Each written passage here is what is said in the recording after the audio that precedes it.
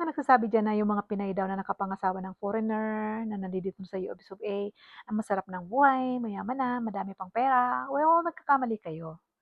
Kasi unang-una sa lahat, hindi gano'n kadali ang buhay dito.